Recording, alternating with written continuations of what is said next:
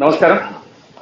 ഇന്ന് നമ്മോടൊപ്പം ഉള്ളത് BJP ഭൗതിക വിഭാഗം മേധാവി അഡ്വക്കേറ്റ് ശങ്കുട്ടി ദാസാണ്. സ്വാഗതം ചർച്ചയിലേക്ക്. നമസ്കാരം. നമ്മള് ഇടത്തേക്കായി PDPയുടെ തോളിലും വലത്തേക്കായി ആസാമിയുടെ തോളിലും ഇട്ടുകയറുന്ന സ്വരാജ്. ഇപ്പോ അവിടെ രാഷ്ട്രീയം, നിലമ്പൂർ രാഷ്ട്രീയം ഇപ്പൊ വ്യക്തമായും അവർ പറയുന്നു ഇതൊരു ഹിന്ദു ഇസ്ലാമിസ്റ്റിന്റെ വിഭാഗത്തിന്റെ വിജയമാണെന്ന്. എന്തായാലും നിലമ്പൂർ രാഷ്ട്രീയത്തില് ആര്യാടൻ ഷൗക്കത്തിന്റെ ഈ ഒരു തേരോട്ടം കേരളത്തില് വർഗീയ തീവ്രവാദികളുടെ വേരുറയ്ക്കുന്നു എന്നുള്ളതിന് തെളിവല്ലേ ശരിക്കും? എന്താണ് അങ്ങയുടെ ഒരു കാഴ്ചപ്പാട് ഇതിനെക്കുറിച്ച്? നോക്കൂ, സ്വരാജ് അതിൽ തൂക്കമൊപ്പിക്കാൻ വേണ്ടി പറയുന്ന കാര്യത്തോട് ഞാൻ യോജിക്കുന്നില്ല. ഒരേ സമയത്ത് അത് ഹിന്ദു വർഗീയതയുടെയും ഇസ്ലാമിക വർഗീയതയുടെയും സമാനമായിട്ടുള്ള വിജയമാണ് എന്നൊക്കെ പറയുന്നത് ഇസ്ലാമിക വർഗീയതയെ മാത്രം എതിർക്കാനുള്ള ധൈര്യം അവർക്ക് ഇല്ലാത്തത് കൊണ്ട് അതിന്റെ തൂക്കം ഒപ്പിക്കാൻ വേണ്ടി അപ്പുറത്ത് ഇല്ലാത്തൊരു ഹിന്ദു വർഗീയതയെ കൂടി അദ്ദേഹം പ്ലേസ് ചെയ്യുന്നു എന്ന് മാത്രമേ ഉള്ളൂ.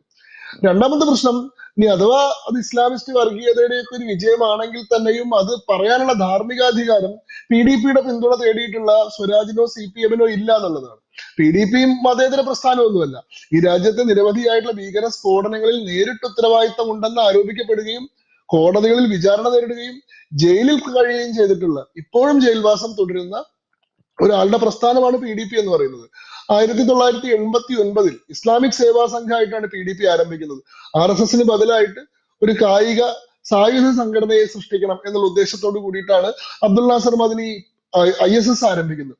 ഈ ISS ആണ് 1992 പൂന്തുറ കലാപം സംഘടിപ്പിക്കുന്നത്. കേരളത്തിൽ ഒരുപക്ഷെ ആദ്യത്തെ സമ്പൂർണാർത്ഥത്തിലുള്ള വർഗീയ കലാപമാണ് പൂന്തുറ കലാപം. അതിന് മുൻപും സ്വതന്ത്ര കേരളത്തിൽ വർഗീയ കലാപങ്ങൾ ഉണ്ടായിട്ടുണ്ട്. ഇപ്പൊ തലശ്ശേരി കലാപമുണ്ട്, നാദാപുരം കലാപമുണ്ട്. പക്ഷെ അതിനൊക്കെ ഒരു രാഷ്ട്രീയമായിട്ടുള്ള മാനമുണ്ട്.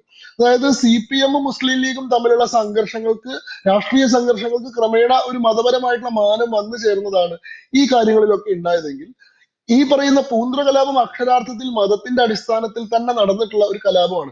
5 ആളുകളെ കൊലപ്പെടുത്തിയിട്ടുള്ള ഒരു കലാപമാണ്. പൂന്തുറ കടപ്പുറത്ത് ജീവിക്കാനുള്ള അധികാരം ഒരു പ്രത്യേക മതവിഭാഗത്തിന് മാത്രമാണെന്ന് വാദിച്ചുകൊണ്ട് എതിർ മതത്തിൽപ്പെടുന്ന അല്ലെങ്കിൽ മറ്റു മതങ്ങളിൽപ്പെടുന്ന ആളുകളെ ശാരീരികമായി ഉന്മൂലനം ചെയ്യാൻ നടത്തിയിട്ടുള്ള പരിശ്രമമാണ് പൂന്തുറ കലാപം എന്ന് പറയുന്നത്. ഈ പൂന്തുറ കലാപത്തെ തുടർന്നിട്ടാണ് ISS കേരളത്തിൽ നിരോധിക്കപ്പെടുന്നത്. ഇവരിപ്പോ പറയുന്നത് ബാബറി മസ്ജിദ് ഡെമോളിഷന് ശേഷമാണ് ISS നിരോധിക്കപ്പെടുന്ന സാഹചര്യം ഉണ്ടായത്, രാജ്യത്തുടനീളമുള്ള മുസ്ലിം സംഘടനകൾ നിരോധിച്ച കൂട്ടത്തിലാണെന്നുള്ളതാണ്. അത് ചരിത്രപരമായി ശരിയായിട്ടുള്ള ഒരു വാദമല്ല. കാരണം ബാബറി മസ്ജിദ് ഡെമോളിഷൻ ഉണ്ടാവുന്ന 1992 ഡിസംബർ 6-ാം തീയതിയാണ്. പൂന്തുറ കലാപം സംഘടിപ്പിക്കുന്നത് 1992 ജൂലൈ 4-ാം തീയതിയാണ്. ബാബറി മസ്ജിദ് തകരുന്നതിന് മുൻപേ തന്നെ പൂന്തുറയിൽ ഇവർ കലാപം നടത്തിയിരുന്നു എന്നുള്ളതാണ് വസ്തുത. അപ്പൊ അങ്ങനെയാണ് ISS ഉണ്ടായത്. ഈ ISS നിരോധിക്കപ്പെട്ടതിന് ശേഷം അത് കുറെ കൂടി എന്താ പറയുക, സ്വീകാര്യമായിട്ടുള്ള ഒരു ഭാവത്തിൽ അവതരിപ്പിച്ചതാണ് PDP എന്ന് പറയുന്നത്. പീപ്പിൾസ് ഡെമോക്രാറ്റിക് പാർട്ടി എന്നുള്ള പേരിൽ രാഷ്ട്രീയ പ്രസ്ഥാനമായിട്ട് അതിനെ ലോഞ്ച് ചെയ്യുകയാണ് ചെയ്യുന്നത്. പക്ഷെ PDP അതിന് ശേഷവും അതിന്റെ പ്രവർത്തന പദ്ധതിയിൽ എന്തെങ്കിലും തരത്തിലുള്ള മാറ്റം ഉണ്ടായതായിട്ട് നമ്മൾ കാണുന്നില്ല. പിന്നീട് അങ്ങോട്ട് നിരവധിയായിട്ടുള്ള വർഗീയ കലാപങ്ങളിലും ഭീകര സ്ഫോടനങ്ങളിലും എല്ലാം പ്രത്യക്ഷമായി തന്നെ ഇടപെടുന്ന ഒരു സംവിധാനമായിട്ടാണ് PDP-യെ കാണുന്നത്. ഉദാഹരണത്തിന് 1999 ഇലക്ഷൻ റാലി, LK അദ്വാനി തമിഴ്നാട്ടിലെ ഇലക്ഷൻ റാലികളിൽ പങ്കെടുക്കുന്ന 12 സ്ഥലങ്ങളിൽ ഭീകര സ്ഫോടനങ്ങൾ നടത്തി 57 ആളുകളെ കൊലപ്പെടുത്തിയിട്ടുള്ള സംഭവമാണ് കോയമ്പത്തൂർ ബ്ലാസ്റ്റ്. ഈ കോയമ്പത്തൂർ ബ്ലാസ്റ്റിൽ നേരിട്ട് ഇടപെട്ടിട്ടുണ്ട് എന്നതിന്റെ പേരിൽ 9.5 വർഷം ജയിൽവാസം അനുഭവിച്ചിട്ടുള്ള ആളാണ് ശ്രീ അബ്ദുൽ നാസർ മദനി എന്ന് പറയുന്ന ഈ മനുഷ്യൻ. അതിനുശേഷം ഇതിന് എന്താ പറയാ, വിചാരണ കാലം തന്നെ തടവ് കാലമായി പരിഗണിച്ചിട്ട് 2007 ഇദ്ദേഹത്തെ കോടതി മോചിപ്പിച്ചു. അതിനുശേഷമാണ് 2008 ബാംഗ്ലൂർ ബ്ലാസ്റ്റ് ഉണ്ടാവുന്നത്. ബാംഗ്ലൂർ ബ്ലാസ്റ്റ് എന്ന് പറയുന്നത് ബാംഗ്ലൂരിലെ പല സ്ഥലങ്ങളിൽ ലോ ഇന്റൻസിറ്റി ബ്ലാസ്റ്റുകൾ നടത്തിയിട്ട് ആളുകളെ കൊലപ്പെടുത്തിയിട്ടുള്ള സംഭവമാണ്. ആ കേസിൽ ഇപ്പോഴും ജയിൽ ശിക്ഷ അനുഭവിക്കുന്ന ആളാണ് അബ്ദുൽ നാസർ മദനി. ഇതിനിടയിലാണ് 2005 കളമശ്ശേരി ബസ് കത്തിക്കൽ സംഭവം ഉണ്ടാവുന്നത്. ഈ കളമശ്ശേരി ബസ് കത്തിക്കൽ സംഭവം എന്ന് പറഞ്ഞാൽ ഒരു ബസ് സമരത്തിന്റെ ഭാഗമായിട്ട് തടഞ്ഞു നിർത്തി പെട്രോൾ ഒഴിച്ച് കത്തിച്ചിട്ടുള്ള ഒരു സംഭവമല്ല. കാണ്ഡഹാർ പ്ലെയിൻ ഹൈജാക്കിങ്ങിന്റെ മാതൃകയിൽ ഭീകരവാദികൾ തങ്ങളുടെ ഒരു ആവശ്യം മുൻനിർത്തി അതിനു വേണ്ടിയിട്ട് സ്റ്റേറ്റിനെ ഭീഷണിപ്പെടുത്താൻ നടത്തിയിട്ടുള്ള ഒരു സംഭവം. തമിഴ്നാട് റോഡ് ട്രാൻസ്പോർട്ട് കോർപ്പറേഷന്റെ ഒരു ബസ്, യാത്രക്കാരുമായി പോകുന്ന ഒരു ബസ്, 31 യാത്രക്കാരുമായി പോകുന്ന ഒരു ബസ് തോക്കുകളും മറ്റു ആയുധങ്ങളും ഏന്തിയിട്ടുള്ള ഈ PDP-യുടെ ആളുകൾ അതിൽ കയറി ഡ്രൈവറെ തോക്ക് ചൂണ്ടി ഭീഷണിപ്പെടുത്തി ഇവർ ആവശ്യപ്പെട്ടിട്ടുള്ള രഹസ്യ സങ്കേതത്തിലേക്ക് ഈ ബസ് കൊണ്ടുപോയിട്ട് അവിടുന്ന് തമിഴ്നാട് സർക്കാരിനോട് അബ്ദുൽ നാസർ മദനിയെ മോചിപ്പിച്ചിട്ടില്ലെങ്കിൽ ബസ് ഞങ്ങൾ കത്തിക്കും, ഈ ബന്ദികളെ കൊല്ലി ഞങ്ങൾ കൊലപ്പെടുത്തും എന്ന് ഭീഷണിപ്പെടുത്തി. അത് നടക്കാതെ വന്നപ്പോ ഈ ആളുകളെ ഇറക്കി വിട്ടിട്ട് ബസ് കത്തിച്ചിട്ടുള്ള സംഭവമാണ് ഈ കളമശ്ശേരി ബസ് കത്തിക്കൽ കേസ്. ഈ കേസിലെ 10-ാം പ്രതിയായിരുന്ന ആളാണ് അബ്ദുൽ നാസർ മദനിയുടെ ഭാര്യയായിട്ടുള്ള സൂഫിയ മദനി. അതിനുശേഷം ഈ 2012 കാലഘട്ടത്തിലാണ് RSSന്റെ താത്വികാചാര്യരായിരുന്ന, രാജ്യം പത്മവിഭൂഷൺ നൽകി ആദരിച്ചിട്ടുള്ള ശ്രീ P പരമേശ്വരനെ കൊലപ്പെടുത്താൻ വേണ്ടിയിട്ടുള്ള ഗൂഢാലോചനയിൽ പങ്കാളിയായി എന്നതിന്റെ പേരിൽ അബ്ദുൽ നാസർ മദനിക്കെതിരെ കേരളത്തിൽ എഫ്ഐആർ രജിസ്റ്റർ ചെയ്യപ്പെടുന്നത്. ഇസ്ലാം മതത്തിൽ നിന്ന് ക്രിസ്തു മതത്തിലേക്ക് മതം മാറിയിട്ടുള്ള ഫാദർ പി അലവി അദ്ദേഹത്തെ കൊലപ്പെടുത്താൻ നടത്തിയതിന്റെ പേരിൽ കേരളത്തിലെ അബ്ദുൽ നാസർ മദനിക്കെതിരെ എഫ്ഐആർ ഇട്ടിട്ടുണ്ട്. അപ്പൊ തുടർച്ചയായിട്ട് വർഗീയ ആക്രമണങ്ങളിലും ഭീകര സ്ഫോടനങ്ങളിലും ഒക്കെ പങ്കെടുത്തിട്ടുള്ള ആളാണ്. ഈ തടിയന്റെ അവിടെ നസീർ എന്ന് പറയുന്ന ആളുണ്ടല്ലോ, ഇയാള് ലഷ്കർ ഇ തോയ്ബയുടെ ദക്ഷിണേന്ത്യൻ കമാൻഡർ ആയിരുന്നു. ഈ തടിയന്റെ അവിടെ നസീർ നമ്മൾ അറസ്റ്റ് ചെയ്യുന്നത് ഇയാള് ബംഗ്ലാദേശിലേക്ക് കടന്നിട്ട് ബംഗ്ലാദേശിൽ വെച്ച് ബംഗ്ലാദേശ് പട്ടാളം ഇയാളെ പിടികൂടുകയും ഇയാളെ മേഘാലയ ബോർഡറിൽ വെച്ചിട്ട് ഇന്ത്യക്ക് കൈമാറുകയാണ് ചെയ്തത്. ഇയാളെ ചോദ്യം ചെയ്തപ്പോഴാണ് മനസ്സിലായത് ഇയാൾ ഈ ഭീകര പ്രവർത്തനത്തിലേക്ക് വരുന്നത് 1992 ISS എന്ന് പറയുന്ന മദനിയുടെ ഇസ്ലാമിക് സേവാ സംഘിലൂടെയായിരുന്നു. ഇയാളെ ഇൻഡോക്ട്രിനേറ്റ് ചെയ്യുന്നത് മദനിയാണ്. കളമശ്ശേരി ബസ് കത്തിക്കൽ കേസിൽ നേരിട്ട് പങ്കെടുത്തിട്ടുള്ള ആളാണ് ഇയാളെന്ന്. അപ്പൊ രാജ്യത്തെ തന്നെ വലിയ ഭീകരവാദികളെ സൃഷ്ടിച്ചെടുത്തിട്ടുള്ള വലിയ ഭീകര സ്ഫോടനങ്ങളിൽ നേരിട്ട് പങ്കാളിയായിട്ടുള്ള, അതിന്റെ പേരിൽ ഇപ്പോഴും ജയിൽ ശിക്ഷ അനുഭവിച്ചുകൊണ്ടിരിക്കുന്ന ഒരാളുടെ കൂടെ തെരഞ്ഞെടുപ്പിൽ സഖ്യം ഉണ്ടാക്കി മത്സരിച്ചതിന് ശേഷം ഭീകരതയ്ക്കെതിരെ പറയാനുള്ള എന്ത് ധാർമ്മികാധികാരമാണ് CPM ഉള്ളത് എന്നതൊരു ചോദ്യമാണ്. പക്ഷെ ആ ചോദ്യത്തെ മാറ്റി നിർത്തിയാൽ, അത് ഉന്നയിച്ചിട്ടുള്ള ആളുകളെ, സ്വരാജിനെ അങ്ങ് മാറ്റി നിർത്തി കഴിഞ്ഞാൽ ഇവിടെ നിലമ്പൂരിലുള്ള UDFന്റെ വിജയം വർഗീയ ശക്തികളെ കൂട്ടുപിടിച്ച് നേടിയിട്ടുള്ള വിജയം തന്നെയാണെന്നുള്ള കാര്യത്തിൽ യാതൊരു സംശയം എനിക്കില്ല. അത് PDPയേക്കാൾ ഭീകര സ്വഭാവമുള്ള ഒരു പ്രസ്ഥാനത്തിന്റെ പിന്തുണയോട് കൂടിയിട്ടാണ് നിലമ്പൂരിലെ UDFന്റെ ജയം.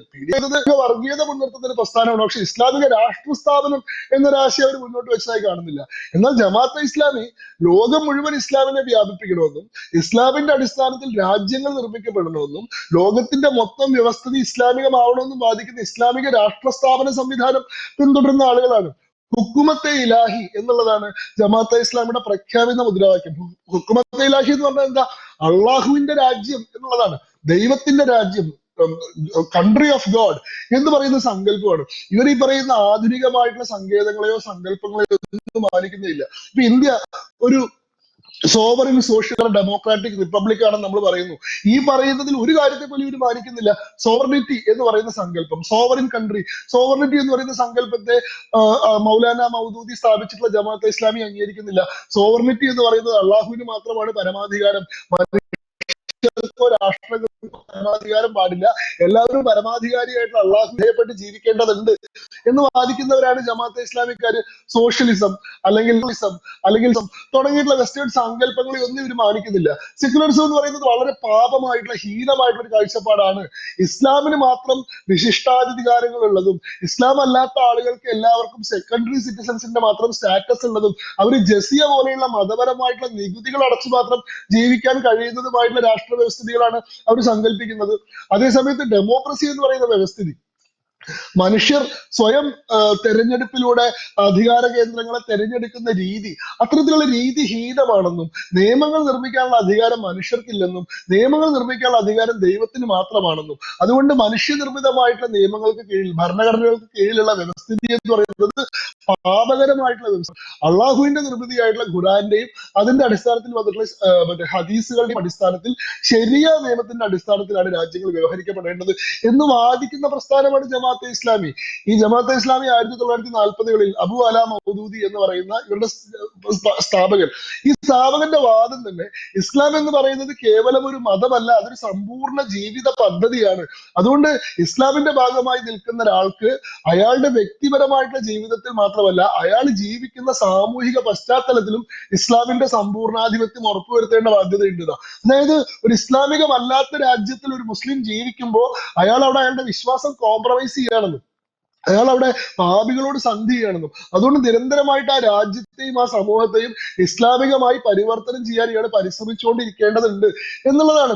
ഓപ്പൺ കോൾ ഫോർ ജിഹാദാണ്, ഇസ്ലാമൈസേഷൻ ഓഫ് ദ സൊസൈറ്റി എന്നുള്ളതാണ് അവരുടെ പ്രഖ്യാപിത ലക്ഷ്യം. സമൂഹങ്ങളെ ഇസ്ലാമികവൽക്കരിക്കുക എന്നുള്ളതാണ്.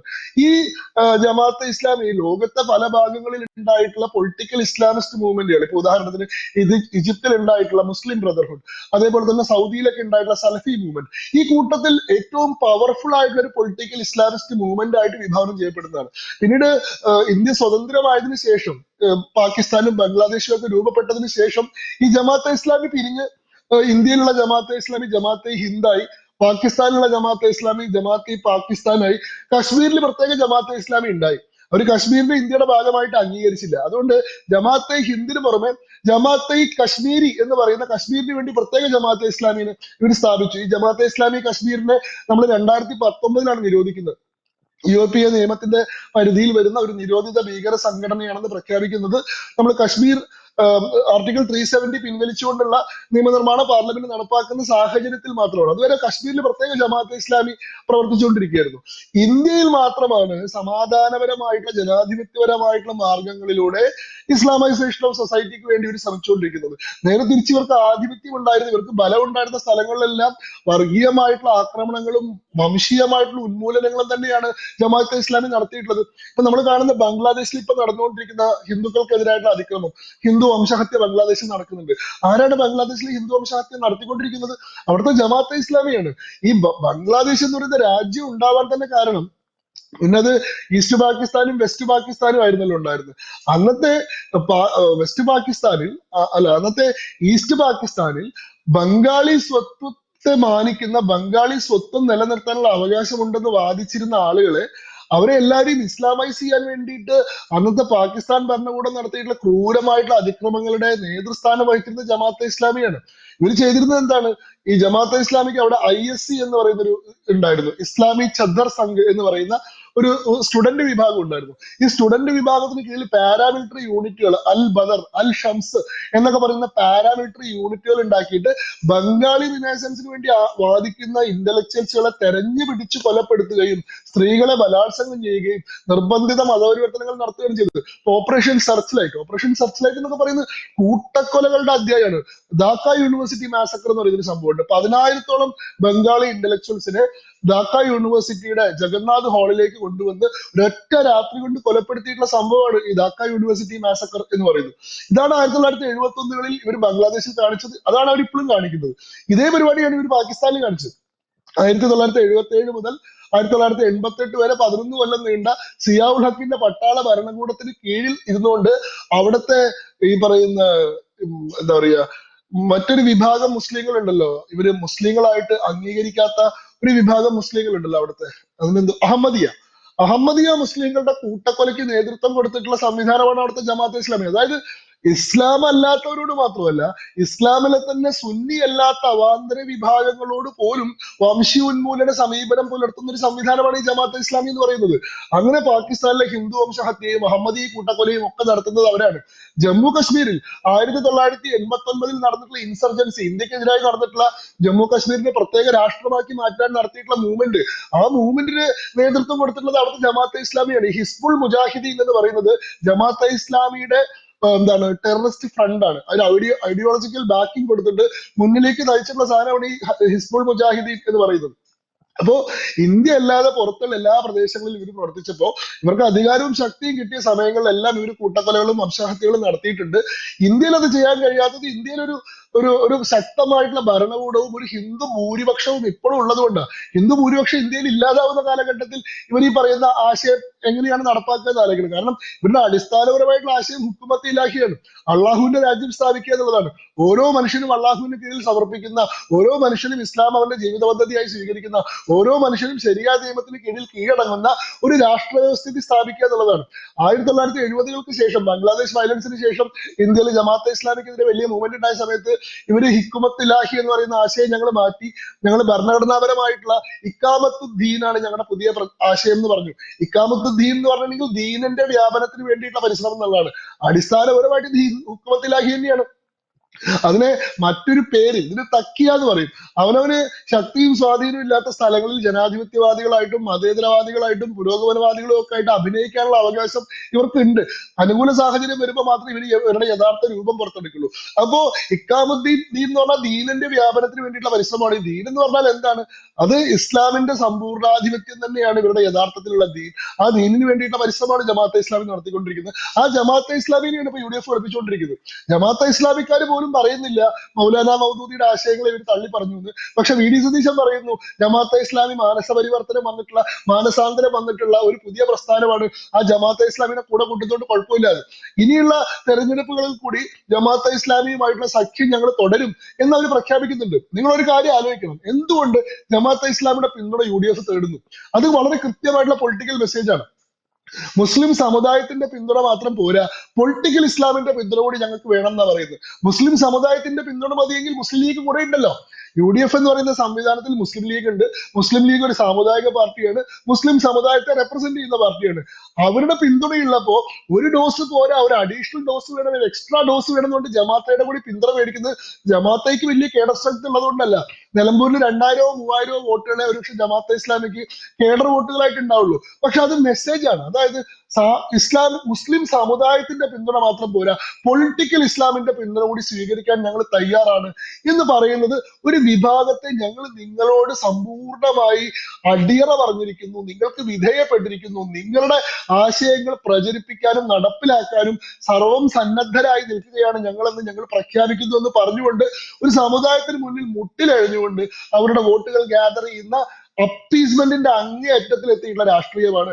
ആ രാഷ്ട്രീയം തന്നെയാണ് UDFന്റെ ഈ വലിയ വിജയത്തിന് കാരണമായതെന്നുള്ള കാര്യത്തിൽ എനിക്ക് യാതൊരു സംശയമില്ല. വ്യക്തമാണ്. ഹിന്ദുത്വ താലിബാനും ഇസ്ലാമിക സംഘപരിവാറും കൈകോർക്കുന്നു എന്നത്തെയും പോലെ CPM-ന്റെ വിലാപങ്ങൾക്കൊടുവിൽ വ്യക്തമാണ് സ്വരാജിന് കിട്ടിയ തിരിച്ചടി തന്നെയാണ്, ഹിന്ദു വികാരത്തെ തന്നെയാണ് ആ കണ്ടത്. കൂടാതെ കേരളത്തിന്റെ മണ്ണിൽ മറ്റൊരു തീവ്രവാദം കൂടെ വേരുറയ്ക്കുന്നുവെന്ന് ഉറപ്പാക്കിയിരിക്കുന്നു നിലമ്പൂർ രാഷ്ട്രീയം. എന്തായാലും ഇത്രയും നേരം ഞങ്ങളുമായി സഹകരിച്ചതിന് നന്ദി.